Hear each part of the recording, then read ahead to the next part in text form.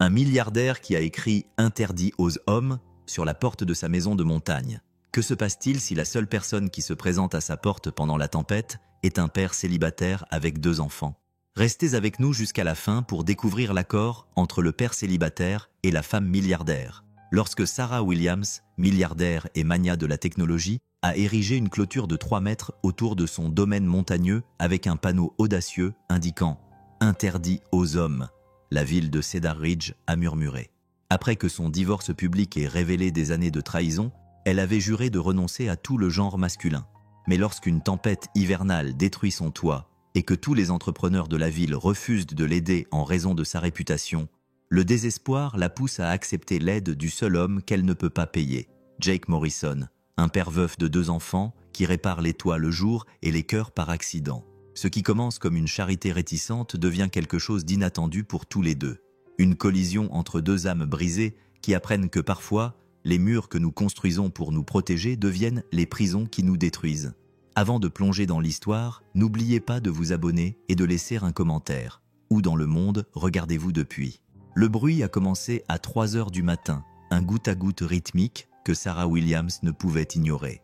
Allongée dans son lit king size, elle fixait le plafond voûté de sa propriété de montagne, observant l'eau s'accumuler dans le coin où la poutre rencontrait le mur. Chaque goutte reflétait la lumière de la lune avant de tomber dans le bol en céramique qu'elle avait placé sur le parquet. Goutte après goutte. Elle avait construit cette maison pour qu'elle soit parfaite. Chaque détail avait été soigneusement pensé, chaque angle calculé, le genre d'endroit qui faisait pleurer d'envie les photographes d'Architectural Digest. Mais la perfection, comme elle l'apprenait, était aussi fragile que tout le reste. Sarah s'assit, son pyjama en soie frais contre sa peau. À travers les baies vitrées, Cedar Ridge s'étendait comme des diamants éparpillés. Son domaine était perché à flanc de montagne comme une forteresse, exactement comme elle l'avait voulu. 6 mois plus tôt, elle avait fait installer une clôture de 3 mètres de haut en fer forgé avec un panneau qui avait fait la une du journal local, « Interdit aux hommes seuls ». La ville avait des opinions sur ce panneau. Elle avait vu les regards à l'épicerie avant de cesser d'y aller. Elle avait entendu les chuchotements à la station-service avant d'engager quelqu'un d'autre pour s'en occuper également. Qu'il parle. Après ce que Marcus avait fait, après ce qu'ils avaient tous fait, elle en avait fini de se soucier de leur jugement. Une autre goutte tomba dans la cuvette avec un léger tintement. Sarah prit son téléphone et fit défiler ses contacts. Richardson Construction avait bloqué ses appels après qu'elle eut refusé de négocier le prix à la baisse. Summit Roofing, même chose. Denver Sons, ils avaient même raccroché au nez de son assistant. Ce n'était pas une question d'argent, mais de principe. Elle était Sarah Williams. Elle avait créé 3 entreprises à partir de rien, les avait vendues pour des millions chacune et possédait la moitié de la montagne. Elle ne négociait pas. Elle fixait ses conditions et les gens les acceptaient. Sauf maintenant, apparemment.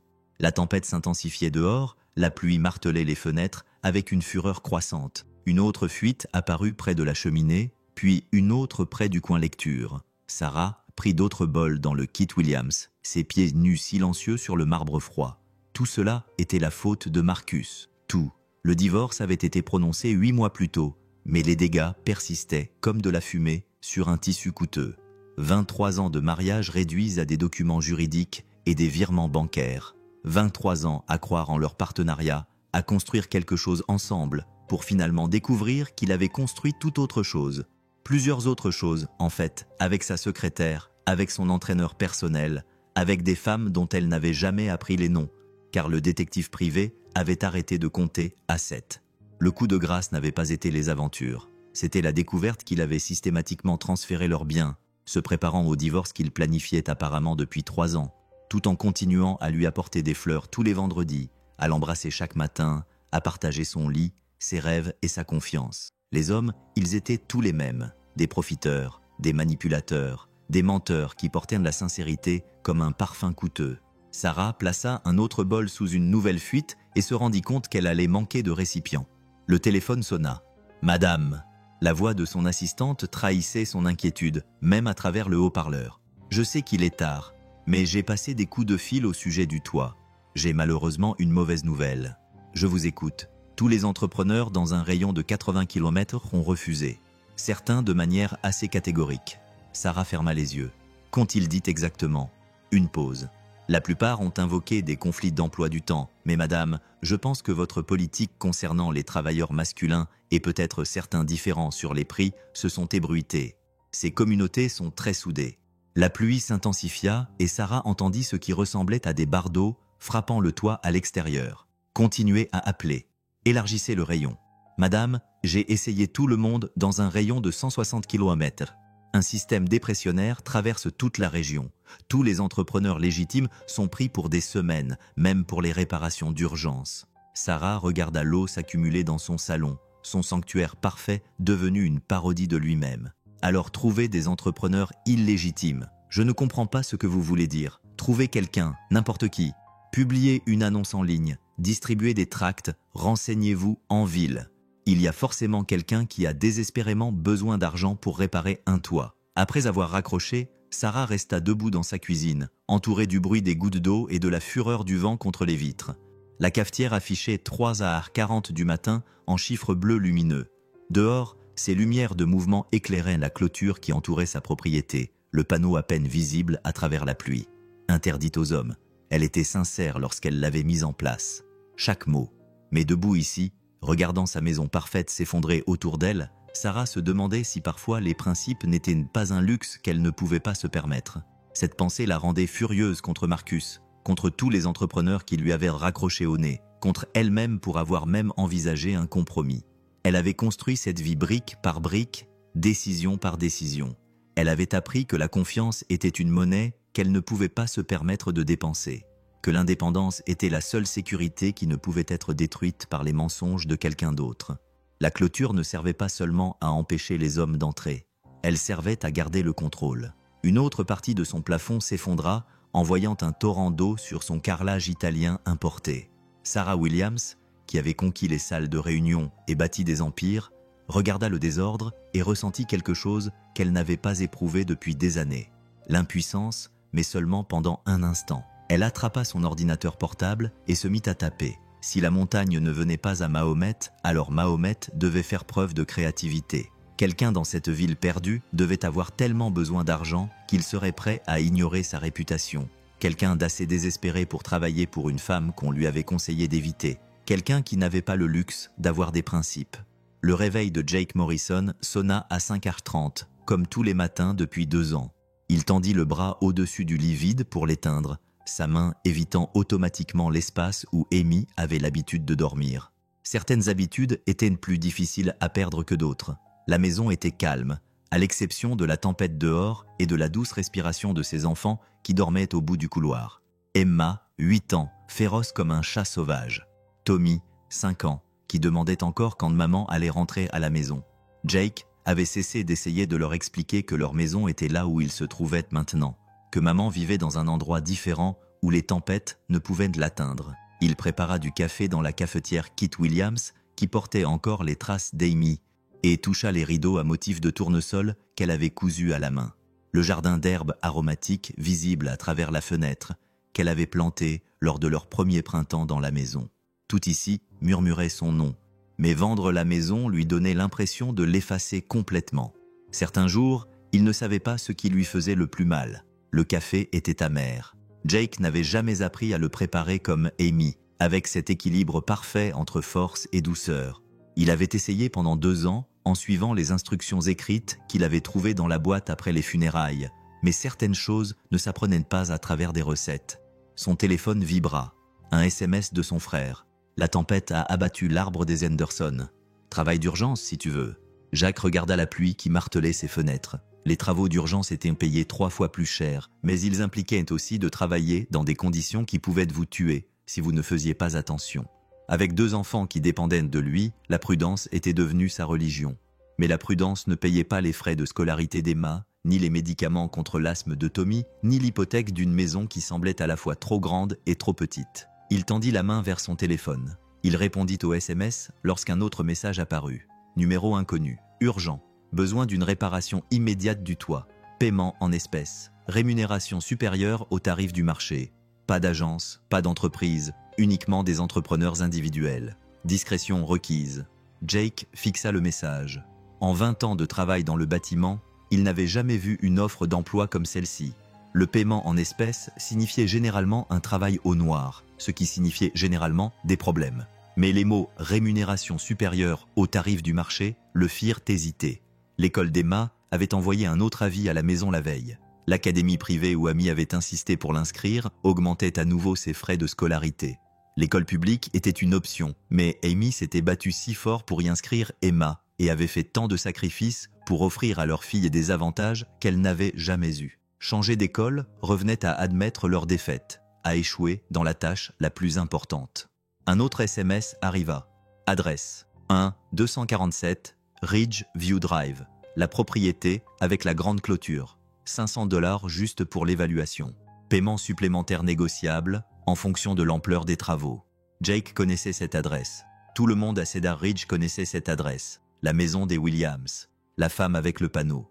Interdite aux hommes. Il avait entendu les histoires. Le divorce qui avait fait la une des journaux régionaux. La clôture qui avait fait la une des journaux locaux.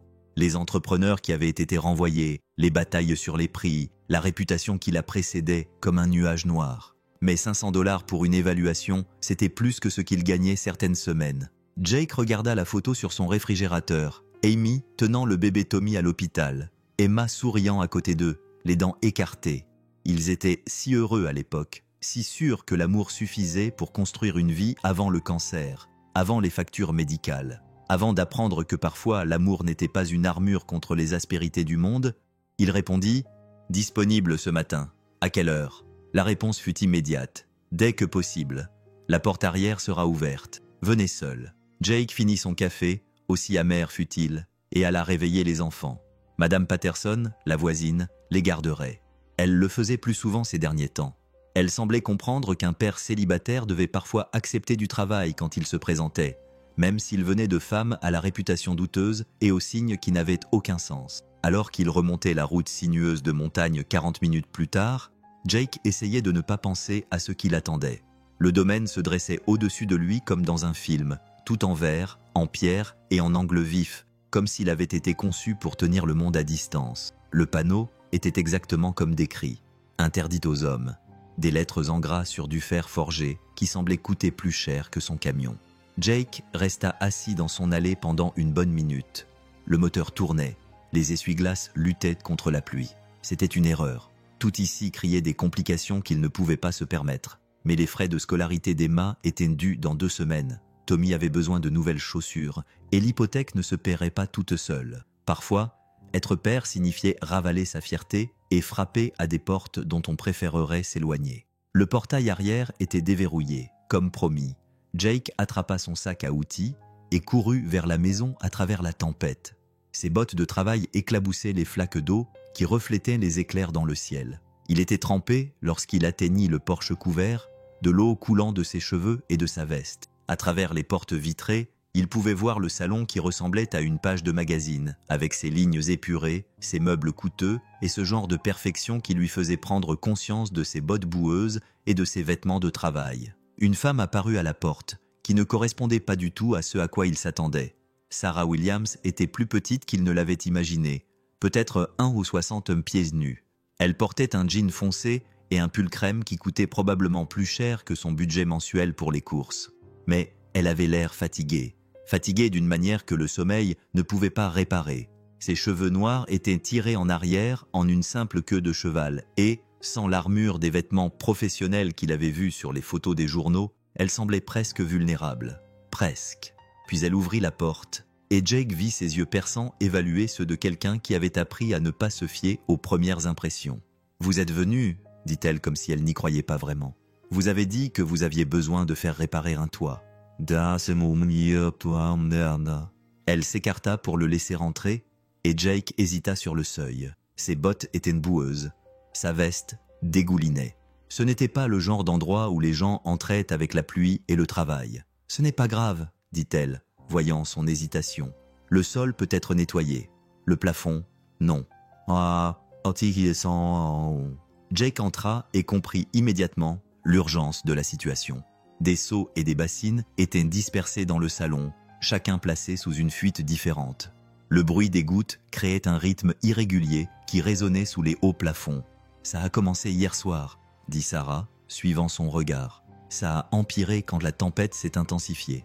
Jake posa son sac à outils et leva les yeux. Les dégâts étaient importants, l'eau s'était infiltrée à plusieurs endroits où le joint aurait dû être étanche. Il ne s'agissait pas d'une simple réparation. Il fallait remplacer toute une section, peut-être plus. « Je vais devoir monter sur le toit pour évaluer les dégâts réels, » dit-il. « Mais d'ici, je peux vous dire que ça ne sera ni bon marché, ni rapide. » « Combien ?» La question était directe et professionnelle. Jake donna un chiffre raisonnable, mais pas assez bas pour couvrir les matériaux, le temps et le risque de travailler dans des conditions météorologiques difficiles. Sarah acquiesça sans hésiter. « Quand pouvez-vous commencer ?» Cela le surprit. Tous les autres entrepreneurs de la ville s'étaient plaints qu'elle essayait de négocier des prix déraisonnables.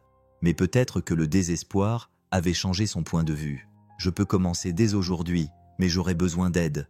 Ce n'est pas un travail pour une seule personne, surtout par ce temps. » Son expression changea immédiatement. « Non, madame, pas d'autres ouvriers, juste vous. » Jake examina à nouveau les dégâts, calculant le temps et les efforts nécessaires. « Madame, avec tout le respect que je vous dois, cela représente au moins 3 jours de travail pour une équipe complète, et seule dans ces conditions.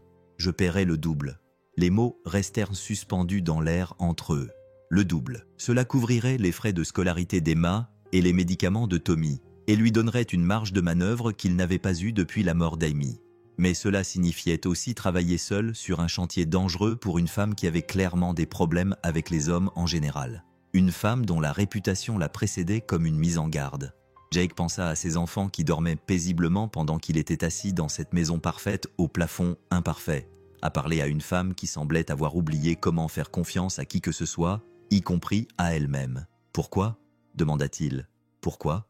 Pourquoi pas d'autres ouvriers ? Pourquoi la clôture ?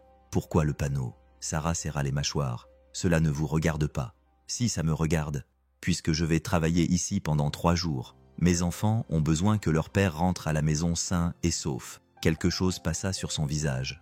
De la fierté peut-être, ou de la reconnaissance. « Vous avez des enfants, 2, 8 et 5 ans. » Elle resta silencieuse pendant un long moment, regardant l'eau couler dans ses bols coûteux. Quand elle reprit la parole, sa voix était plus douce. « Je ne fais pas facilement confiance, Monsieur Morrison. Jake Morrison. Je ne fais pas facilement confiance, Monsieur Morrison. J'ai appris que la confiance est un luxe que je ne peux pas me permettre. Mais ma maison tombe en ruine, et vous êtes la seule personne qui se soit présentée. » Jake scruta son visage, voyant quelque chose sous son contrôle minutieux. De la douleur. Une douleur profonde qui ne guérissait jamais complètement. Il pensa à Amy, à la confiance qu'ils avaient bâtie au cours de leurs 15 années de mariage. La façon dont elle le regardait, même à la fin, lorsque le cancer lui avait presque tout pris, la confiance n'était pas un luxe. C'était le fondement sur lequel tout le reste était construit. Mais Sarah Williams ressemblait à quelqu'un dont les fondations avaient été détruites, la laissant construire quelque chose de nouveau avec les matériaux qu'elle pouvait trouver. Double salaire, paiement en espèces, travail bien fait, dit finalement Jake. Mais je travaille seul, selon mes propres conditions. J'utilise le matériel dont j'ai besoin. Je prends les pauses dont j'ai besoin. Et si le temps devient trop dangereux, nous arrêtons jusqu'à ce que ce soit sûr. D'accord. Elle lui tendit la main pour le serrer. Jake remarqua que ses doigts étaient fermes, sa poignée de main assurée, mais que sa main était froide malgré la chaleur de la maison. « Encore une chose, » dit-elle, alors qu'ils se serraient la main. « Personne d'autre ne doit être au courant de cet arrangement. Pouvez-vous être discret ?» Jake acquiesça. Dans une ville comme Cedar Ridge, la discrétion était souvent le service le plus précieux que l'on pouvait rendre. Alors qu'il retournait sous la tempête pour récupérer son équipement, Jake aperçut à nouveau le panneau « Interdit aux hommes ». Il se demanda ce qui avait bien pu se passer pour qu'elle estime cela nécessaire. Quelle trahison avait été suffisamment grave pour qu'elle s'isole de la moitié du monde. Mais chacun avait ses raisons pour ériger des murs. Les siennes étaient simplement différentes des siennes. La pluie s'intensifiait et Jake avait du travail à faire. À midi, Jake était sur le toit de Sarah depuis 3 heures et elle l'observait depuis 2 heures et 57 minutes. Pas intentionnellement.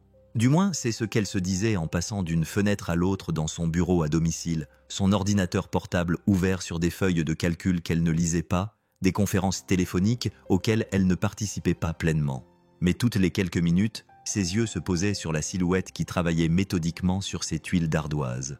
Apparemment insensible à la pluie qui avait contraint tous les autres habitants de Cedar Ridge à se réfugier à l'intérieur, il se déplaçait avec une assurance qui venait de décennies d'expérience, sans geste inutile, sans hésitation. Même depuis la fenêtre du 3e étage, elle pouvait voir la manière prudente dont il testait chaque pas, son approche systématique pour retirer les tuiles endommagées. Ce n'était pas quelqu'un qui prenait des raccourcis ou se précipitait pour gagner facilement de l'argent. Marcus n'avait jamais travaillé de ses mains. En 23 ans de mariage, elle ne l'avait jamais vu réparer, construire ou créer quoi que ce soit qui ne soit pas fait de chiffres et de promesses. Il avait engagé des entrepreneurs qui arrivaient dans des camions coûteux, facturaient des tarifs élevés et laissaient derrière eux un travail qui semblait parfait, mais qui s'effondrait dès qu'on le testait, comme leur mariage. Le téléphone de Sarah vibra. Un SMS de son assistante. La réunion du conseil d'administration est reportée à 14h. Dois-je préparer la salle de conférence ou préférez-vous une visioconférence depuis chez vous? Elle jeta un nouveau coup d'œil au toit. Jake soulevait délicatement une partie endommagée, examinant la sous-couche en dessous. Ses mouvements étaient imprécis, méthodiques, professionnels. « Visioconférence depuis chez moi », répondit-elle par SMS. « Et annulez mon rendez-vous de 16h. Je dois superviser des réparations. » Ce n'était pas tout à fait vrai. Jake Morrison n'avait pas besoin d'être supervisé. Cela était évident, mais le fait d'avoir quelqu'un qui travaillait sur sa propriété, quelqu'un qu'elle ne connaissait pas, la mettait mal à l'aise d'une manière qu'elle ne pouvait pas vraiment définir ou qu'elle ne voulait pas définir. À 12h30, elle prépara du café. Du bon café, le café cher qu'elle avait commandé spécialement à un torréfacteur de Seattle. Puis elle se tint debout dans sa cuisine, fixant la cafetière pleine, réalisant qu'elle en avait fait assez pour 2 personnes. La force de l'habitude. 23 ans de mariage l'avaient programmé pour anticiper les besoins des autres, pour penser en termes de « nous » plutôt que de « moi ». Même maintenant, 8 mois après la finalisation du divorce, elle mettait encore parfois 2 couverts sur la table avant de se reprendre, de verser une tasse et de ranger le reste. À travers la fenêtre de la cuisine, elle pouvait voir le camion de Jake dans son allée, un Ford qui avait connu des jours meilleurs. La rouille rongeait les passages de roues, une toile d'araignée fissurée traversait le pare-brise. La benne était chargée d'outils et de matériaux, le tout attaché avec des sangles élastiques et des bâches usées.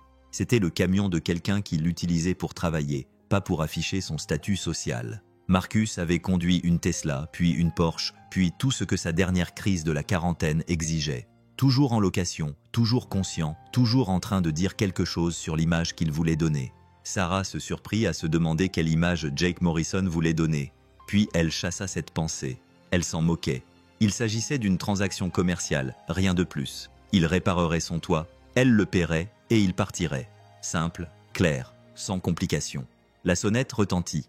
Sarah ouvrit la porte et trouva Jake debout sous son Porsche, trempé malgré son imperméable. De près, elle constata qu'il était plus jeune qu'elle ne l'avait pensé au premier abord. Peut-être 40 ans, peut-être 42. Des rides autour de ses yeux témoignaient des intempéries et des soucis, mais ses mains étaient fermes lorsqu'il retira ses gants de travail. « Je dois vous montrer quelque chose », dit-il sans préambule. Les dégâts sont plus importants qu'il ne le semblait de l'intérieur. Elle le suivit sous la pluie, regrettant immédiatement sa décision lorsque l'eau imprégna son pull. Jake la conduisit sur le côté de la maison où une échelle s'étirait jusqu'à la ligne du toit. « Vous voyez cette partie-là » Il désigna une zone où plusieurs bardeaux avaient été retirés, exposant le bois en dessous. Le problème ne concerne pas seulement les bardeaux.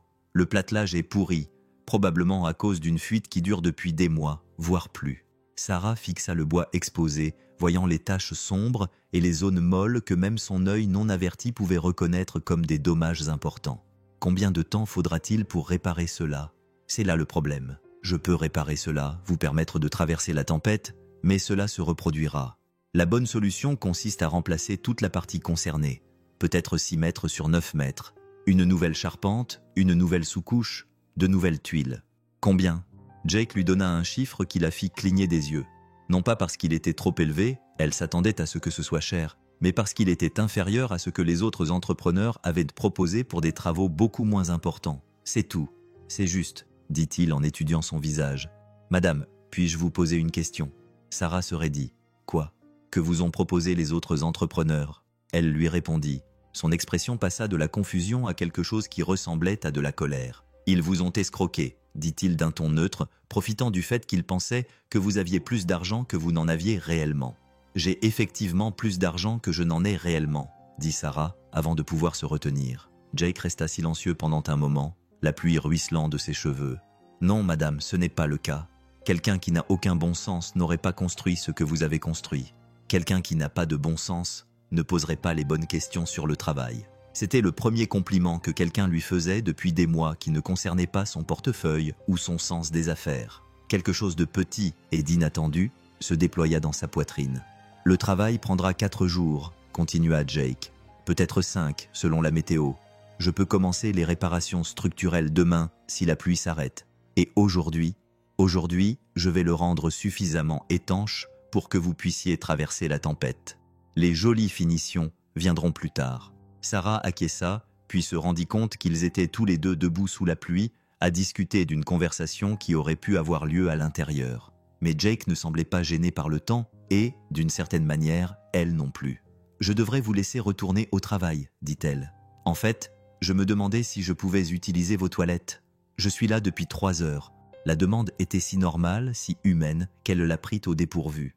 Bien sûr. La porte de Kit Williams se trouvait au bout du couloir, à gauche. Jake disparut à l'intérieur et Sarah resta seule dans son jardin détrempé par la pluie, levant les yeux vers sa maison. Sous cet angle, elle pouvait voir d'autres endroits où le toit semblait usé, d'autres problèmes potentiels qui ne demandaient qu'à se révéler.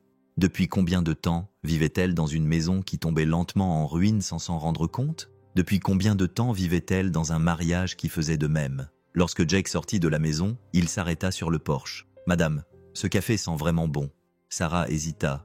Offrir du café signifiait engager la conversation. La conversation signifiait une interaction au-delà du strictement professionnel. Mais il avait travaillé sous la pluie froide pendant des heures et elle avait fait une cafetière entière. « Voulez-vous en prendre? Vous pourriez faire une pause. Vous réchauffer. Je ne veux pas m'imposer. » Ce n'est pas une imposition. 5 minutes plus tard, ils étaient assis dans son salon.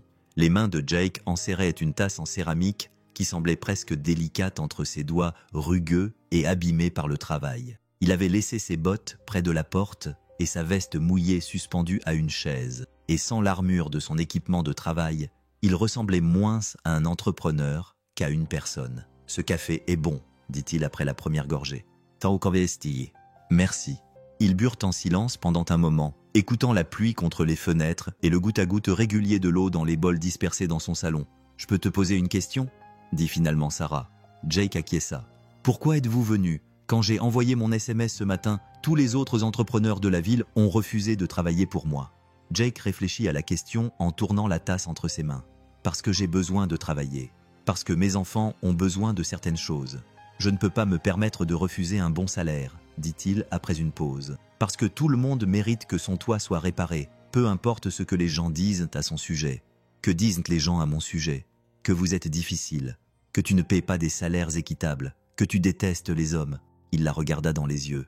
Pour ce que ça vaut, 2 des 3 semblent être faux. Malgré elle, Sarah faillit sourire. « Lequel aussi? Eh bien, tu me payes plus qu'un salaire équitable et tu m'as fait du café. Ça ne veut pas dire que je ne déteste pas les hommes. » « Non, » admit Jake, « mais ça veut dire que tu ne me détestes pas encore. » Cette fois, Sarah sourit légèrement. « Encore ?» Le téléphone de Jake vibra. Il y jeta un coup d'œil et son expression s'adoucit, inquiète. « Tout va bien ?» demanda Sarah. « Mes enfants sont rentrés de l'école à cause de la tempête. Des voisins les surveillent. Mais Amy, ma fille, elle devient anxieuse quand le temps est mauvais. Quel âge a-t-elle ? 8 ans. Sa mère est décédée il y a 2 ans. Et les tempêtes lui rappellent la nuit où c'est arrivé. Le tonnerre était très violent cette nuit-là. » Les mots restèrent suspendus dans l'air, lourds d'un chagrin que Sarah reconnut. Pas le même que le sien, mais un chagrin tout de même. Le genre qui changeait la forme de tout ce qui venait après. « Je suis désolée, » dit-elle, sincèrement. « Merci. » Jake finit son café et se leva. « Je devrais retourner au travail. Je veux en faire le plus possible avant que la prochaine vague de pluie n'arrive. » Sarah le regarda remettre sa veste, se transformer de l'homme qui avait partagé son café et son chagrin en l'entrepreneur qui allait réparer son toit. Mais quelque chose avait changé entre eux. Une petite barrière était tombée. « Jake, » dit-elle, alors qu'il se dirigeait vers la porte. Il se retourna. « Si vous avez besoin de prendre des nouvelles de vos enfants, ou s'ils ont besoin que vous rentriez plus tôt, dites-le. Le toit peut attendre. » Pendant un instant, il eut l'air surpris, puis reconnaissant. « Merci. Mais ils sont en sécurité avec Madame Patterson, et vous devez faire réparer cela. » Après son départ, Sarah retourna à son bureau, mais le tableur lui semblait encore moins important qu'avant. Par la fenêtre, elle pouvait voir Jake de retour sur le toit, travaillant sans relâche malgré le vent qui se levait à nouveau. Elle se surprit à penser à ses enfants. 8 et 5 ans, avait-il dit, perdant leur mère si jeune. Elle se demanda quel impact une telle perte pouvait avoir sur une famille.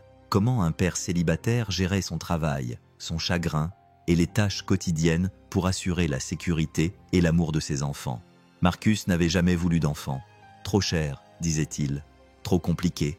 Sarah se demandait maintenant s'il savait simplement qu'il n'était pas capable d'aimer au point de faire passer les besoins de quelqu'un d'autre avant les siens chaque jour pendant des décennies. Son téléphone sonna, la réunion du conseil d'administration qu'elle avait oubliée. Sarah, ravie que vous puissiez vous joindre à nous.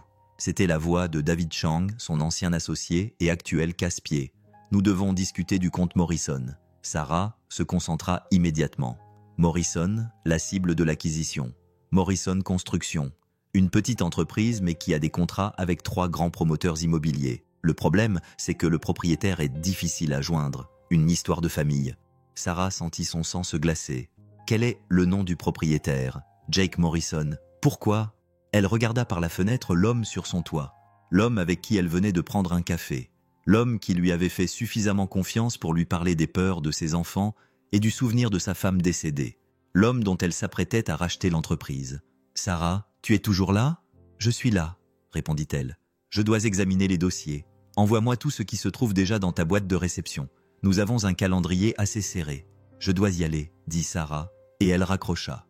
Elle fixa l'écran de son ordinateur sur lequel s'affichait l'email arrivé pendant qu'elle préparait le café et découvrait l'orage et le deuil. Morrison Construction.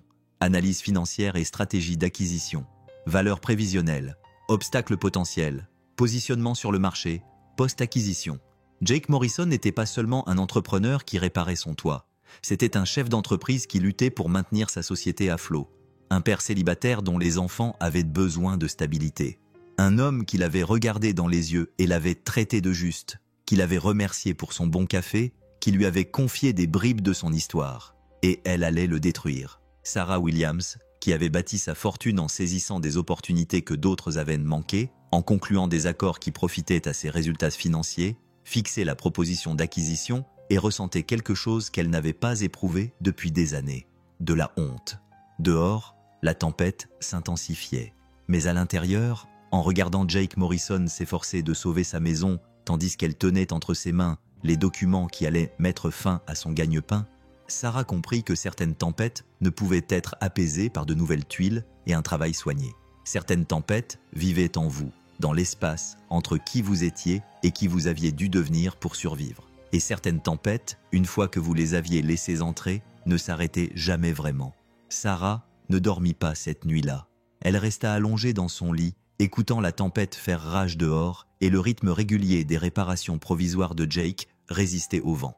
Toutes les heures, elle vérifiait son téléphone pour voir si David Chang lui avait envoyé des messages concernant l'acquisition de Morrison Construction, à la recherche d'une excuse pour annuler le tout. Elle n'en reçut aucun. À 6 heures du matin, elle renonça à dormir et prépara du café. À travers la fenêtre de sa Kit Williams, elle pouvait voir le camion de Jake déjà dans l'allée, mais l'homme lui-même était introuvable. La tempête était passée, laissant derrière elle une matinée de montagne fraîche qui donnait à tout un aspect propre et neuf. Tout sauf le désordre dans sa tête. Sarah avait bâti sa fortune sur l'information, sur le fait de savoir des choses que les autres ignoraient, de voir des opportunités qu'il manquait, d'agir de manière décisive quand les autres hésitaient. Mais assise dans sa cuisine Kit Williams, le dossier d'acquisition de Jake Morrison étalé sur son comptoir en granit, elle se sentait paralysée par le fait d'en savoir trop. Les chiffres racontaient une histoire qu'elle reconnaissait. Une petite entreprise qui avait du mal à joindre les deux bouts, des contrats qui étaient payés lentement, alors que les dépenses étaient mensuelles, des prêts d'équipement qui nécessitaient un revenu stable pour être remboursés. Morrison Construction n'était pas en faillite, mais elle n'était pas florissante non plus. Un mauvais mois, un client important qui se désistait, une dépense imprévue, et Jake serait obligé de vendre ou de tout perdre. Son téléphone vibra, un SMS provenant d'un numéro inconnu. « Bonjour, Madame Williams, c'est Jake. Je commence tôt, si ça te va. Je voulais terminer les réparations structurelles avant que le temps ne se dégrade. » Sarah fixa le message, poli et professionnel, envoyé par un homme qui n'avait aucune idée qu'elle tenait son avenir financier entre ses mains manucurées. Elle répondit « Bien sûr, fais-moi savoir si tu as besoin de quoi que ce soit. » Puis elle rassembla les dossiers d'acquisition et les enferma dans le coffre-fort de sa maison, comme si le fait de cacher les documents pouvait faire disparaître cette information. À 9 heures, les bruits provenant de son toit avaient pris un rythme différent. Au lieu du démontage minutieux qu'elle avait entendu la veille, elle entendait maintenant des coups de marteau, le bruit régulier de la reconstruction. Sarah se retrouva à nouveau attirée vers les fenêtres, observant Jake travailler avec 2 autres hommes qu'elle ne reconnaissait pas. Son estomac se noua. Elle attrapa sa veste et sortit, enfilant ses bottes pieds nus tout en marchant. Jake se tenait près de son camion, dirigeant les autres ouvriers qui déchargeaient du bois et des matériaux de toiture. « Jake !» l'appela-t-elle d'une voix plus aiguë qu'elle ne l'aurait voulu. Il se retourna et elle vit dans son expression quelque chose qu'elle n'avait jamais vu auparavant. De l'embarras. « Madame Williams, je peux vous expliquer. Vous avez amené d'autres ouvriers. Nous avions convenu... » « Je sais ce que nous avions convenu. » Jake s'approcha d'elle et baissa la voix. « Mais les dégâts structurels sont plus importants que je ne le pensais.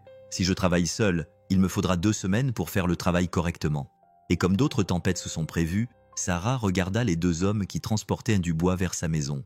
Tous 2 portaient des vêtements de travail usés et avaient l'air burinés des entrepreneurs professionnels. Ils attendaient clairement de savoir s'ils allaient être renvoyés chez eux. « J'aurais dû appeler avant, » continua Jake. « Mais je n'ai pas réussi à te joindre ce matin, et je voulais commencer avant que le temps ne change à nouveau. » Sarah ressentit la colère familière d'avoir été prise au dépourvu, d'avoir vu ses instructions explicites ignorées, d'avoir perdu le contrôle d'une situation qu'elle avait essayé de gérer avec soin. Mais sous cette colère se cachait autre chose. La prise de conscience que Jake avait pris la décision qu'il pensait être la meilleure pour elle, et non pour lui-même. « Combien cela coûte-t-il en plus ?» demanda-t-elle. « Pour les ouvriers supplémentaires ? Rien.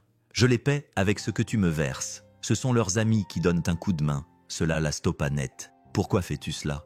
Jake resta silencieux un instant, regardant sa maison et les dégâts visibles même depuis le sol. « Parce que tu as besoin que ce soit bien fait, et parce qu'il hésita, parce que tu m'as fait confiance pour faire ce travail, alors que personne d'autre ne voulait le faire. Je ne veux pas te décevoir. » Ces mots la frappèrent comme un coup de massue. À quand remonter la dernière fois où quelqu'un lui avait dit qu'il ne voulait pas la décevoir? À quand remonter la dernière fois où quelqu'un avait pris une décision en fonction de ce dont elle avait besoin plutôt que de ce qu'il pouvait obtenir d'elle? « Ce sont les 2 seuls, » dit Jake. « Tom et Pete. Ils travaillent avec moi depuis des années. Ce sont des gens bien. » Sarah regarda à nouveau les hommes. Tom était plus âgé, peut-être 60 ans, avec des cheveux grisonnants et des mouvements prudents qui témoignaient d'une vie de travail physique.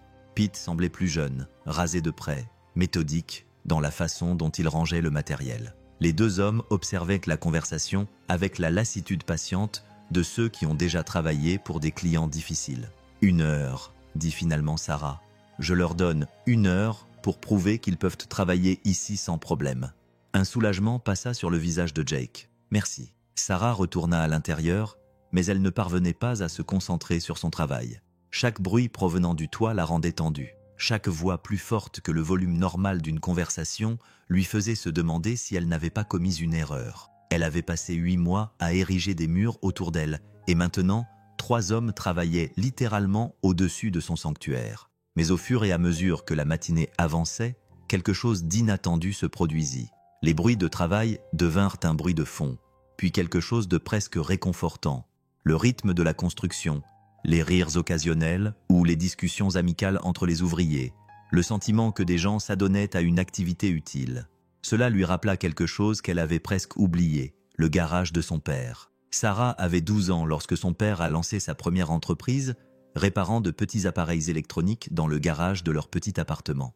Elle faisait ses devoirs sur une table pliante pendant qu'il soudait des circuits imprimés et remplaçait des écrans, l'odeur du flux et le bruit du travail minutieux devenant la bande sonore de son enfance. Ce garage avait été le fondement de tout ce qui avait suivi. Le magasin d'électronique, l'entreprise de fabrication, la fortune qui lui avait permis de construire cette maison sur cette montagne. Son père n'avait jamais pu voir la maison. Il était mort 3 ans avant qu'elle n'achète le terrain. Mais elle se demandait parfois ce qu'il aurait pensé de la forteresse de solitude de sa fille, de son isolement soigneusement entretenu pour échapper aux complications désordonnées liées à la confiance en autrui. À midi, on sonna à sa porte. Jake se tenait sous son porche, chapeau à la main, l'air indécis. « Madame Williams, je me demandais si je pouvais utiliser votre évier. L'évier extérieur est gelé et nous devons nettoyer avant le déjeuner. » Bien sûr. Elle le laissa entrer. très consciente de sa présence dans son espace. Jake se déplaçait avec précaution, respectueusement, enlevant ses bottes sans qu'on le lui demande, gardant ses vêtements de travail sales loin de ses meubles. Les autres hommes, Tom et Pete, peuvent aussi utiliser l'évier. Jake marqua une pause. « Si cela ne vous dérange pas, je sais que vous ne vous y attendiez pas. Ce n'est pas grave. » Mais lorsque Tom et Pete entrèrent, Sarah sentit son anxiété monter en flèche. Deux inconnus dans sa maison, boueux, fatigués et masculins. Elle se retira dans son bureau, écoutant leur voix dans son évier Williams, le bruit inhabituel de plusieurs personnes dans son espace. 20 minutes plus tard, Jake frappa à la porte de son bureau. « Nous avons terminé. Merci de nous avoir laissé utiliser l'évier. » Sarah leva les yeux de son ordinateur portable, où elle fixait la même cellule du tableur depuis 15 minutes. « Comment avance le travail ?»« Bien, très bien. Nous devrions avoir terminé les réparations structurelles aujourd'hui, si le temps le permet. Demain, nous pourrons commencer les finitions. Et vos amis Tom et Pete ?» L'expression de Jake changea. Il devint plus prudent. « Ce sont de bons ouvriers, fiables, mais si vous n'êtes pas à l'aise, ils semblent professionnels. » Ils le sont. Tom travaille dans le bâtiment depuis 40 ans. Pete vient de créer sa propre entreprise l'année dernière, mais il est solide. Il a appris le métier de son grand-père. Sarah acquiesça, puis se surprit à demander « Que leur avez-vous dit à propos de leur travail ici? Que vous aviez besoin de réparer un toit et que vous payiez un salaire équitable pour un travail bien fait. C'est tout. Rien à propos du panneau, de la clôture. » Jake la regarda dans les yeux. « Vos raisons de vouloir préserver votre vie privée ne regardent que vous, Madame Williams, pas eux, pas moi. » Le simple respect dans sa voix la prit au dépourvu. Depuis combien de temps personne n'avait reconnu son droit à préserver une partie de sa vie privée sans exiger d'explication? « Jake, » dit-elle, puis elle s'arrêta. Elle était sur le point de lui poser des questions sur son entreprise, Morrison Construction, pour savoir s'il avait du mal à la maintenir à flot, mais les mots ne venaient pas. « Oui, madame, rien. Je vous remercie simplement d'avoir géré cela de manière professionnelle. » Après son départ, Sarah s'assit dans son bureau et fixa son téléphone. David Chang avait appelé 2 fois pendant qu'elle parlait à Jake, laissant des messages vocaux sur les délais attendus et le positionnement sur le marché. L'acquisition allait de l'avant, qu'elle y participe activement ou non. Elle pensa au camion de Jake, à la rouille et aux pare-brises fissurés, et à la façon dont il avait soigneusement rangé ses outils. Elle pensa à ses enfants, à une fillette de 8 ans qui avait peur des orages parce qu'il lui rappelait la nuit où sa mère était morte. Elle pensa à Tom, qui travaillait dans le bâtiment depuis 40 ans, et qui attendait probablement avec impatience sa retraite s'il parvenait à économiser suffisamment. Elle pensait à Pete, qui venait de lancer sa propre entreprise et essayait de construire quelque chose qui durerait. Tous dépendaient de Morrison Construction pour leur travail. Tous étaient sur le point de perdre leur gagne-pain à cause d'un tableau Excel et d'une réunion du conseil d'administration. Sarah ouvrit son ordinateur portable et commença à taper un email à David Chang. Puis elle le supprima.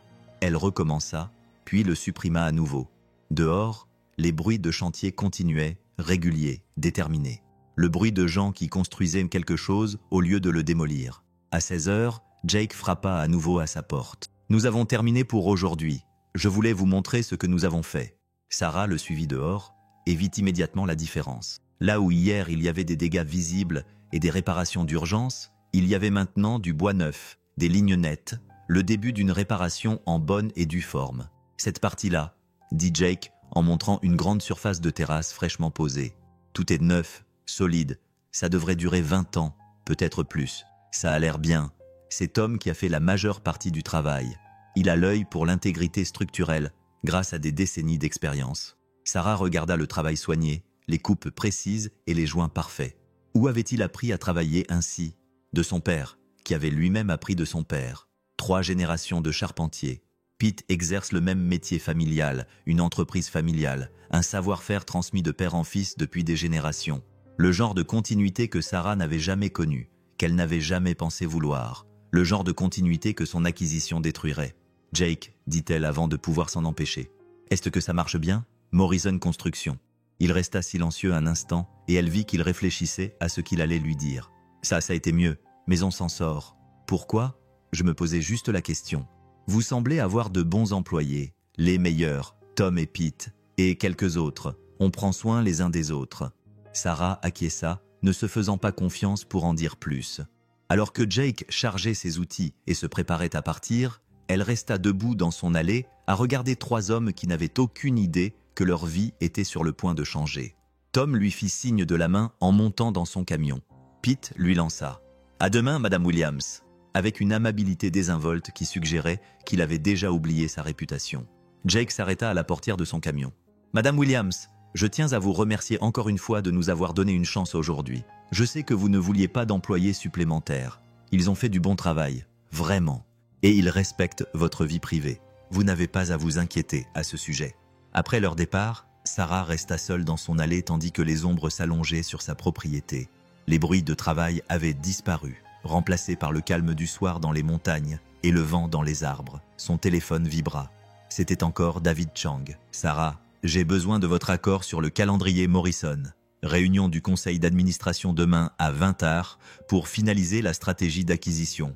Votre contribution est essentielle à la réussite. » Sarah fixa le message, puis elle regarda sa maison, où 3 hommes avaient passé la journée à reconstruire quelque chose qui avait été détruit. Demain, elle s'assiera dans une salle de conférence et discutera de la valeur stratégique de la destruction de l'entreprise de Jake Morrison. Elle parlera du positionnement sur le marché, de l'acquisition d'actifs et de la logique inévitable de la consolidation. Elle le fera parce que c'est une bonne affaire, parce que c'est ce sur quoi elle a bâti sa carrière, parce que se retirer maintenant soulèverait des questions auxquelles elle n'est pas prête à répondre.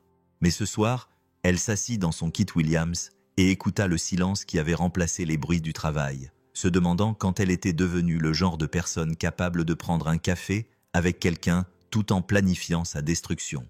La réponse, réalisa-t-elle, était simple. Elle était devenue cette personne le jour où elle avait décidé que la survie était plus importante que les relations humaines. Le jour où elle avait choisi la sécurité plutôt que la confiance.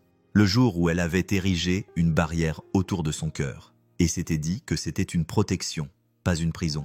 Mais certaines prisons, une fois que vous les reconnaissez, deviennent plus difficiles à vivre. La réunion du conseil d'administration était prévue à 14h, mais Sarah arriva au bureau de Morrison Construction à 11h. Elle avait passé la matinée à rester éveillée, puis à faire les 100 pas dans sa maison, puis à conduire sans but à travers Cedar Ridge, jusqu'à ce qu'elle se retrouve à entrer dans le parking en gravier d'un entrepôt reconverti à la périphérie de la ville. Le bâtiment semblait avoir connu des jours meilleurs. Les fenêtres en briques délavées avaient besoin d'être lavées. Une enseigne peinte à la main, usée par les intempéries, mais toujours lisible, indiquait « Morrison Construction, entreprise familiale depuis 1987 ». Le camion de Jake n'était pas encore là, mais celui de Tom et celui de Pete étaient déjà garés. À travers les grandes portes de garage, elle pouvait voir des équipements et des matériaux rangés, avec une efficacité minutieuse qui trahissait des gens qui ne pouvaient se permettre le gaspillage. Sarah resta assise dans sa voiture pendant 20 minutes, le moteur en marche, essayant de se convaincre de partir. C'était une erreur, se présenter à l'improviste, s'immiscer dans l'espace de travail de Jake, franchir les limites professionnelles qu'elle s'était fixées pour de bonnes raisons. Mais elle ne pouvait s'empêcher de repenser à la façon dont il avait regardé sa maison la veille, à la fierté dans sa voix lorsqu'il avait parlé du savoir-faire de Tom et du dévouement de Pete. La façon dont il avait dit « nous prenons soin les uns des autres », comme si c'était la chose la plus naturelle au monde. Quand avait-elle cessé de croire que les gens pouvaient prendre soin les uns des autres? Le camion de Jake est arrivé sur le parking à 11h30. Sarah l'a regardé se garer, prendre son café et ses papiers, puis se diriger vers la porte du bureau. Il se déplaçait avec l'assurance tranquille de quelqu'un qui avait commencé sa journée tôt et savait exactement ce qu'il avait à accomplir. Elle sortit de sa voiture avant de perdre son sang-froid. Mademoiselle Williams. Jake s'arrêta à mi-chemin de la porte, l'air surpris. « Tout va bien? Des problèmes avec le toit? » « Non, aucun problème. Je voulais juste voir votre entreprise, si cela ne vous dérange pas. » Jake scruta son visage, et elle vit qu'il essayait de deviner ses motivations.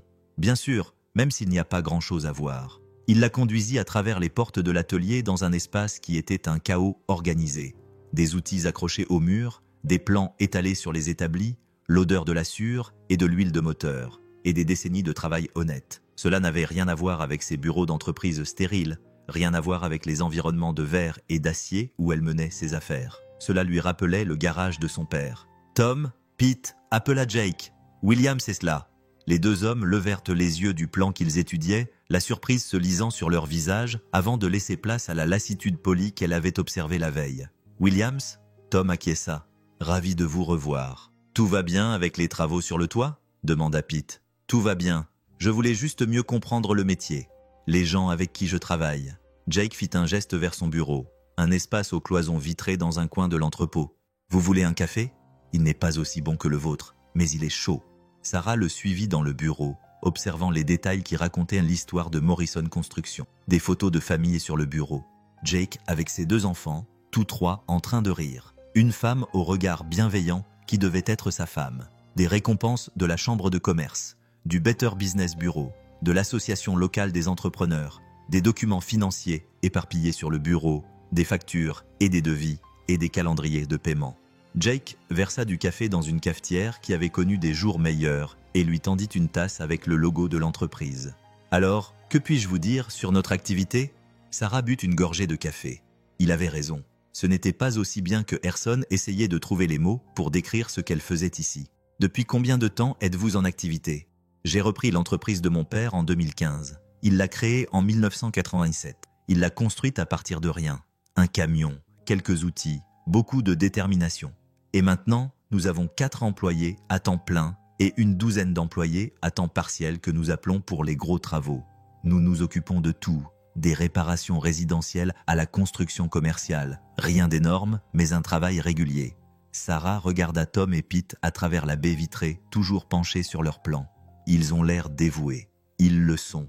Tom est avec nous depuis l'époque de mon père. Pete est plus récent, mais il a l'instinct. Les bons employés sont difficiles à trouver dans ce secteur. Et si quelque chose arrivait à Morrison Construction, si vous deviez vendre ou fermer, l'expression de Jake changea. Il devint plus prudent. Pourquoi posez-vous cette question? Sarah sentit le poids des documents d'acquisition dans sa mallette, la réunion de 14 heures qui approchait, qu'elle y assiste ou non. Je suis juste curieux de connaître les défis auxquels sont confrontées les petites entreprises. Eh bien, Tom est proche de la retraite, mais il ne peut pas se permettre d'arrêter de travailler. Sa femme est malade, il y a des frais médicaux. Pete vient d'acheter une maison, c'est son premier achat immobilier, il compte sur un emploi stable pour payer son hypothèque. Les autres, ils ont des familles, des responsabilités. Si Morrison Construction disparaissait demain, cela ne m'affecterait pas seulement moi. Jake se cala dans son fauteuil, étudiant son visage. « Madame Williams, puis-je vous poser une question ?» Sarah acquiesça, même si son cœur battait plus fort. « Que faites-vous dans la vie? Je sais que vous avez réussi, évidemment. » Il fit un geste vague en direction de son domaine à la montagne. « Mais quelle est votre activité ?» Le moment était venu.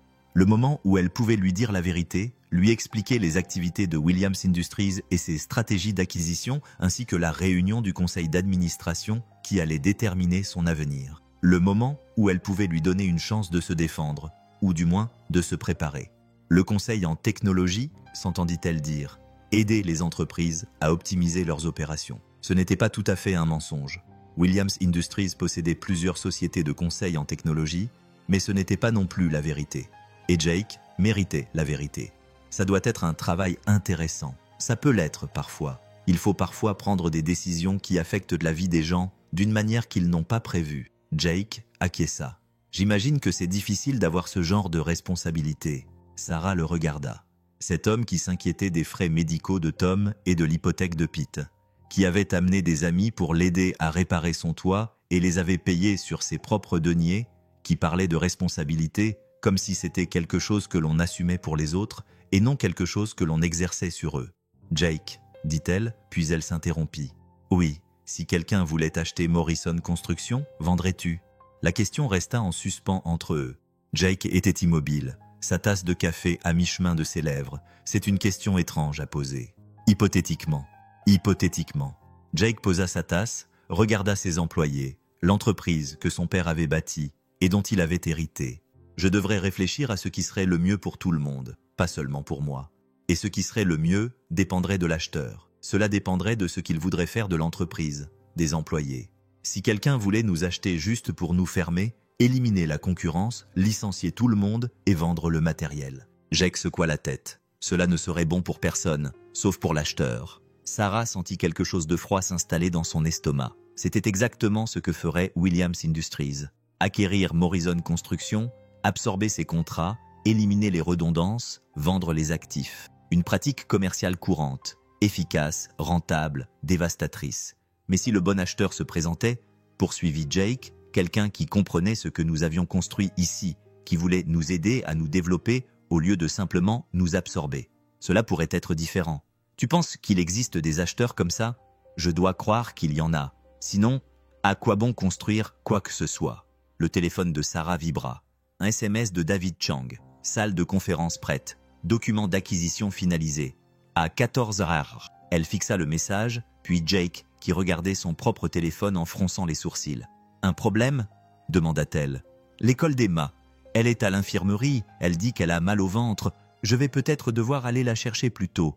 La petite de 8 ans, celle qui a peur des orages. » Jake semblait surpris qu'elle s'en souvienne. « Oui, elle est parfois anxieuse, surtout quand je travaille dans un nouvel endroit. Elle a peur que je ne rentre pas à la maison. » La simple honnêteté de ce père dont l'enfant avait peur de le perdre, qui prenait des décisions en fonction de ce qui était le mieux pour tout le monde et non seulement pour lui-même, frappa Sarah comme un coup physique. Elle se leva brusquement. « Je devrais vous laisser retourner à votre travail. »« Mademoiselle Williams, attendez. » Jake se leva aussi. « Tout va bien? Vous semblez bouleversé. » Sarah regarda cet homme qui avait réparé son toit, lui avait préparé du café et s'inquiétait pour ses employés et sa fille. Cet homme dont elle était sur le point de détruire la vie au nom du positionnement sur le marché et des résultats trimestriels. « Jake, dit-elle d'une voix plus assurée qu'elle ne l'était en réalité, si quelqu'un vous disait que votre entreprise était en danger, que quelqu'un prévoyait de vous faire du mal, à vous et à vos employés, que feriez-vous ?» L'expression de Jake devint sérieuse. « Je voudrais savoir qui et pourquoi, et s'il y a quelque chose que je puisse faire pour protéger mes employés. » Sarah acquiesça, incapable de parler. « Madame Williams, si vous savez quelque chose, je dois y aller, dit-elle, et elle partit avant qu'il n'ait pu finir sa question. Sarah rentra chez elle dans un état second. Son esprit tournait entre la réunion du conseil d'administration dans 2 heures et l'expression sur le visage de Jake lorsqu'il avait parlé de protéger ses employés. Elle s'assit dans son bureau, fixant son téléphone et les documents d'acquisition étalés sur sa table. À 13h45, David Chang appela. « Sarah, où êtes-vous? Nous sommes sur le point de commencer. Je ne viendrai pas. »« Quoi? Sarah, c'est une acquisition majeure. Nous avons besoin de votre signature. Alors continuez sans elle. Nous ne pouvons pas. Votre participation dans Williams Industries signifie que nous avons besoin de votre accord pour les acquisitions de plus de 5 millions. Vous le savez. » Sarah ferma les yeux. Elle le savait.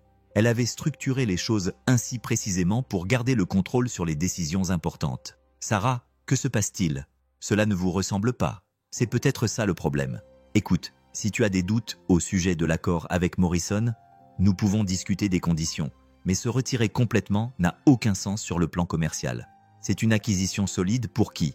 Pour nous, pour nos actionnaires, pour nos résultats financiers et pour Morrison Construction, pour leurs employés. » Silence à l'autre bout du fil, dit David avec précaution. « Depuis quand te soucies-tu des employés de la société cible? Ce n'est pas ainsi que fonctionnent les affaires. » Il avait raison. Ce n'était pas ainsi que fonctionnaient les affaires. Ce n'était pas ainsi qu'elle avait bâti sa fortune ou sa réputation. Ce n'était pas ainsi qu'elle avait survécu à la trahison de Marcus ou érigé des murs suffisamment hauts pour empêcher le monde de lui faire à nouveau du mal. Mais assise dans son kit, Williams, regardant le toit que Jake Morrison avait réparé de ses propres mains, Sarah réalisa que certaines façons de faire des affaires avaient un coût qu'elle n'était plus disposée à payer. « David, je retire mon soutien à l'acquisition de Morrison. Sarah, tu n'es pas sérieuse. Nous avons travaillé pendant des mois sur ce projet. Je suis tout à fait sérieuse. Il ne s'agit pas seulement d'affaires, n'est-ce pas? Bon sang. Sarah, dis-moi que tu n'as pas de relation personnelle avec ce Morrison. » Sarah réfléchit à la question. Avait-elle une relation personnelle avec lui? Elle avait pris un café avec lui, appris à connaître ses enfants, l'avait regardé travailler avec soin et précision sur sa maison. Elle l'avait vu prendre des décisions basées sur ce qui était juste plutôt que sur ce qui était rentable. « Oui, dit-elle finalement. Je suppose que je suis personnellement impliquée, Sarah. » Elle raccrocha. Pendant un long moment, Sarah resta assise dans le silence de son kit Williams, réalisant ce qu'elle venait de faire. Elle avait renoncé à une affaire lucrative, s'était aliéné ses partenaires commerciaux, avait agi sous le coup de l'émotion plutôt que de la logique. Elle avait choisi la connexion plutôt que le contrôle. Le téléphone se remit à sonner. Probablement David ou d'autres membres du conseil d'administration qui avaient eu vent de sa décision. Sarah l'éteignit et se dirigea vers la fenêtre, contemplant le paysage montagneux qui avait été son refuge pendant si longtemps. Demain, Jake finirait son toit. Il rangerait ses outils et son savoir-faire minutieux et repartirait, sans savoir à quel point il avait failli tout perdre, sans savoir qu'une femme qui avait juré de ne plus jamais faire confiance aux hommes avait choisi de lui faire confiance. Sarah Williams, qui avait bâti sa vie sur l'information, le contrôle et la gestion prudente des risques, venait de prendre la décision la plus dangereuse qui soit. Elle avait choisi de se soucier du bien-être d'autrui plutôt que de son propre profit. Et pour la première fois depuis des années, elle ressentait quelque chose qui n'avait rien à voir avec la réussite professionnelle ou la sécurité financière. Elle ressentait de l'espoir. Jake arriva le lendemain matin et trouva Sarah qui l'attendait sous son porche avec 2 tasses de café et une expression qu'il ne parvenait pas tout à fait à déchiffrer. « Bonjour », dit-il en acceptant la tasse qu'elle lui tendait. Le café était parfait, comme elle l'avait préparé le premier jour, avec cet équilibre parfait qu'il avait remarqué mais qu'il n'avait pas mentionné. « Guillotin 600 »« Bonjour, comment va Emma ?» Jake marqua une pause, surpris qu'elle lui pose cette question. Mieux, il s'avéra qu'elle n'était pas vraiment malade, juste inquiète. Elle fait parfois cela quand je travaille dans un nouvel endroit. Inquiète à propos de quoi? Qu'il m'arrive quelque chose, que je ne rentre pas à la maison. Jake but une gorgée de café, contemplant la vue sur les montagnes qui le coupaient encore le souffle, même après 3 jours de travail ici. Après la mort de sa mère, elle s'était mise en tête que les personnes qu'elle aimait disparaissaient parfois. Sarah resta silencieuse pendant un long moment. C'est un lourd fardeau pour une enfant de 8 ans. Oui, nous y travaillons. La thérapie aide, mais elle a surtout besoin de stabilité. Elle a besoin de savoir que je serai là quand je lui dis que je le serai. Et tu es toujours là. J'essaie de l'être. C'est la partie la plus importante de mon travail. Être son père. Ils restèrent debout dans un silence confortable, buvant leur café et regardant la lumière du matin se déplacer dans la vallée en contrebas. Jake se surprit à s'interroger sur la vie de Sarah Williams, sur ce que cela faisait de vivre dans ce magnifique isolement, d'avoir construit quelque chose d'aussi impressionnant et solitaire. « Jake », dit finalement Sarah, « puis-je te poser une question personnelle ? Bien sûr. As-tu déjà pensé à te remarier, à donner une mère à Emma et Tommy ?» La question le prit au dépourvu. Elle était plus personnelle que tout ce qu'elle lui avait demandé auparavant, et il y avait quelque chose dans sa voix qui n'était pas de la curiosité. Exactement, mais quelque chose de plus profond. J'y pense parfois, répondit-il honnêtement. Les enfants me posent parfois des questions à ce sujet, mais il marqua une pause, cherchant les mots justes. Amy, c'était pour moi? Tu sais, nous nous sommes rencontrés au lycée. Nous nous sommes mariés à 22 ans. Nous avons passé 15 ans ensemble avant le cancer. Je ne suis pas sûr de savoir comment aimer quelqu'un d'autre. Mais tu n'es pas opposé à cette idée. Jake scruta son visage, se demandant d'où venait cette question. Je ne m'y oppose pas, mais il faudrait que ce soit quelqu'un qui comprenne qu'Emma et Tommy passent avant tout, toujours. Quelqu'un qui puisse les aimer, pas seulement les tolérer. Cela semble raisonnable. Et toi, demanda Jake, as-tu déjà pensé à recommencer? Je veux dire, te remarier. L'expression de Sarah changea. Elle devint plus réservée. J'ai été mariée pendant 23 ans. Cela m'a suffi. Un mauvais divorce, le pire qui soit. Le genre où vous découvrez que la personne en qui vous aviez le plus confiance au monde vous trahissait systématiquement depuis des années. Jake grimaça. Je suis désolé. C'est un enfer particulier. Ça l'était. Mais cela m'a appris quelque chose d'important. On ne peut pas faire confiance à quelqu'un simplement parce qu'on l'aime. On ne peut pas présumer de bonnes intentions simplement parce que quelqu'un dit les bons mots. C'est une façon solitaire de vivre. Sarah le regarda d'un air sévère, comme s'il avait dit quelque chose d'inattendu. C'est une façon sûre de vivre. Parfois, c'est la même chose. Ils finirent leur café en silence, puis Jake partit travailler. Tom et Pete arrivèrent un peu après, et tous 3 se mirent au travail, installant soigneusement les nouvelles tuiles, scellant précisément les joints, prêtant attention aux détails qui permettraient à la maison de Sarah de rester au sec pendant des décennies. Mais Jake se surprit à repenser à leur conversation, à la tristesse dans la voix de Sarah lorsqu'elle avait parlé de confiance et de trahison. Il avait déjà vu ce regard chez des clients qui avaient été floués par des entrepreneurs, chez des amis qui avaient vécu des divorces difficiles, le regard de quelqu'un qui avait décidé que les murs étaient plus sûrs que les ponts. Vers midi, le téléphone de Jake sonna. C'était encore l'école d'Emma. « Monsieur Morrison, ici le directeur Hayes. Emma va bien, mais elle demande à vous parler. Elle dit que c'est important. » Jake s'éloigna de son travail, inquiet. « Passe-la-moi, papa. » La voix d'Emma était faible, inquiète. « Salut, ma chérie. Qu'est-ce qui ne va pas?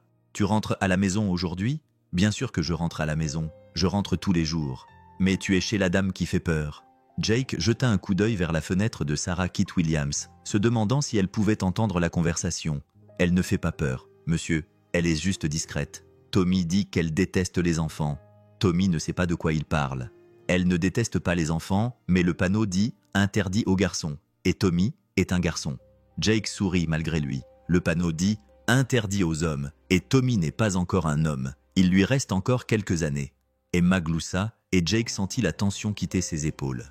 « Papa, oui, tu peux me ramener quelque chose de la maison de la dame effrayante comme un caillou ou autre chose, pour que je sache que tu étais vraiment là-bas et que tu vas vraiment rentrer à la maison. » La demande était si sincère, si ancrée dans la logique d'un enfant de 8 ans, que Jake sentit son cœur se serrer. « Je vais voir ce que je peux faire, mon grand. » Après avoir raccroché, Jake resta debout à regarder la propriété de Sarah, essayant de la voir à travers les yeux de sa fille.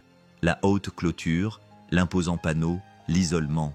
Cela semblait probablement effrayant pour un enfant, mais il avait vu autre chose ici au cours des 3 derniers jours. De la solitude, peut-être.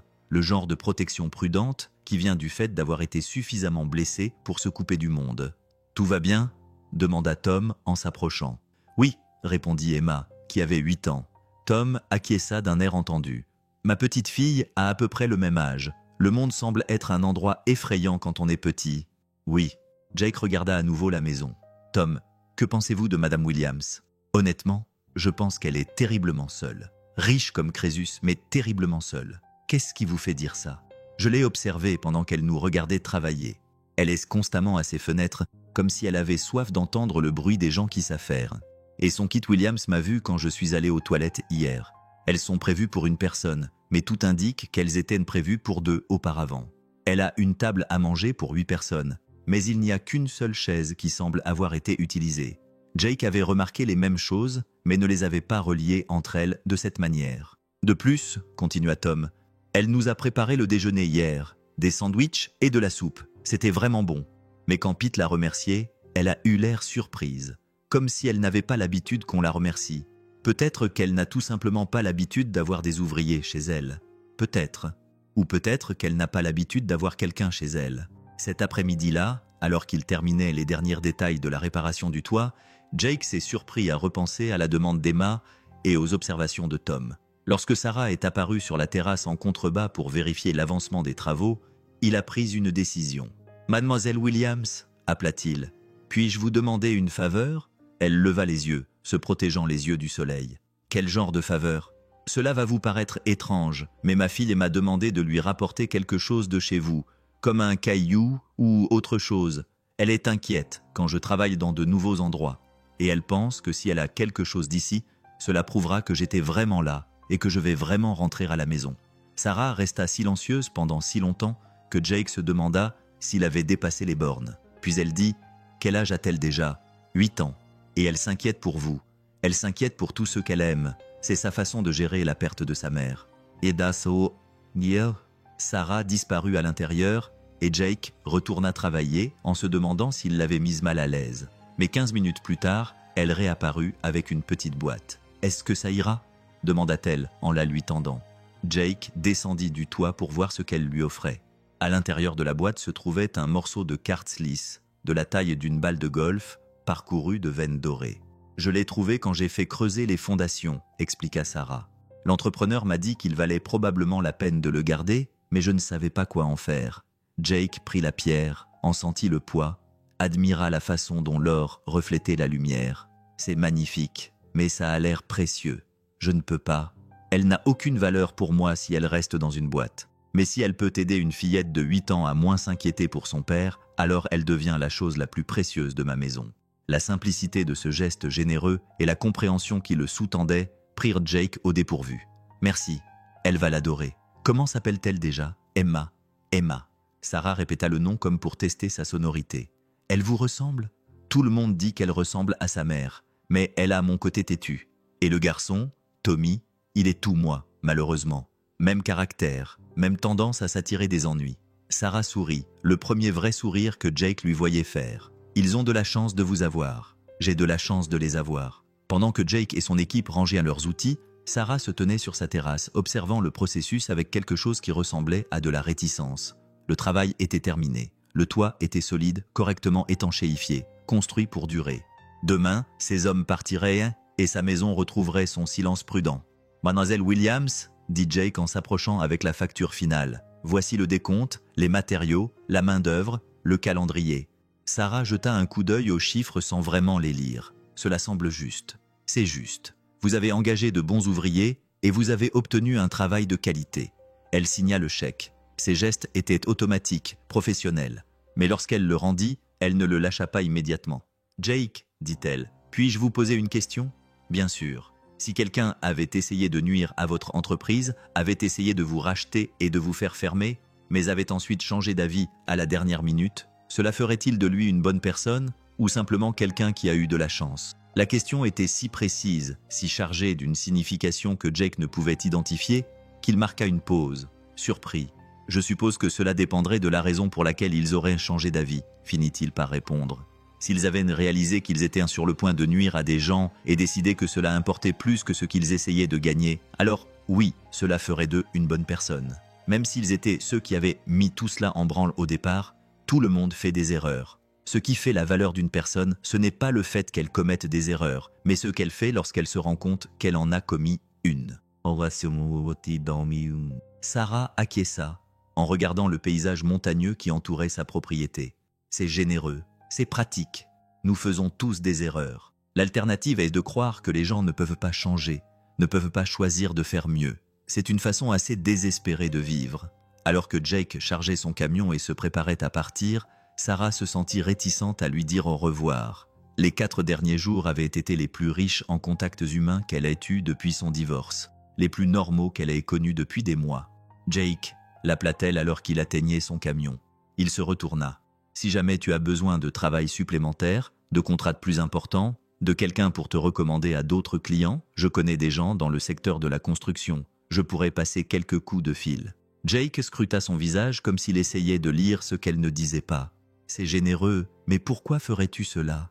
Parce que tu fais du bon travail, parce que tu mérites de réussir. » Sarah hésita, puis décida d'être honnête. « Et parce que j'ai passé les 8 derniers mois à croire que tous les hommes sont égoïstes et indignes de confiance. Vous m'avez rappelé que ce n'est peut-être pas vrai. » Jake resta silencieux pendant un long moment. « Mademoiselle Williams, j'espère que vous trouverez quelqu'un qui mérite votre confiance. Vous le méritez. » Alors qu'il s'éloignait, Sarah resta debout dans son allée, regardant ses feux arrière disparaître sur la route de montagne. La maison derrière elle était désormais solide, protégée, construite pour résister à toutes les tempêtes qui pourraient survenir. Mais, debout dans la pénombre grandissante, Sarah réalisa que parfois, les structures les plus solides étaient celles qui laissaient entrer les gens, et non celles qui les empêchaient d'entrer. Elle regarda le panneau sur sa clôture, interdite aux hommes seuls. Elle prit une décision. Le lendemain matin, Sarah appela un entrepreneur pour qu'il enlève la clôture, en entier, le fer forgé, la hauteur imposante, les panneaux qui avaient tenu le monde à distance pendant 8 mois. Elle garda une seule chose, le petit morceau de quartz que Jake avait montré à sa fille, avec ses veines dorées qui traversaient la pierre ordinaire.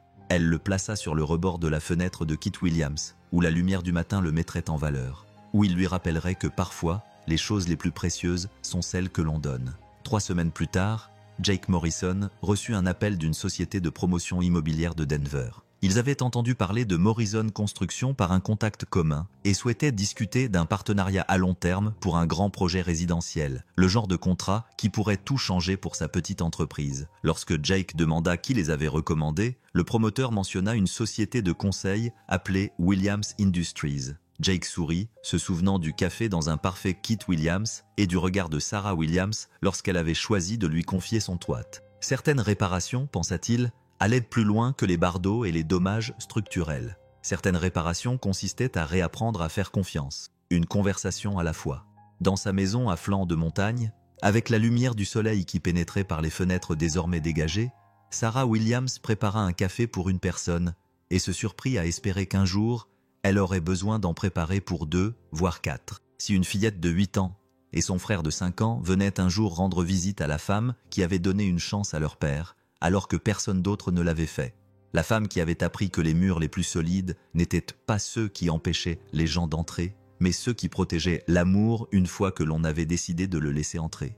Si vous étiez à la place de Sarah, Ignoreriez-vous le travail de Jake pour servir les intérêts de l'entreprise ou prendriez-vous son parti? Donnez votre avis dans les commentaires. Si vous avez aimé notre histoire, abonnez-vous pour ne pas manquer les prochains épisodes.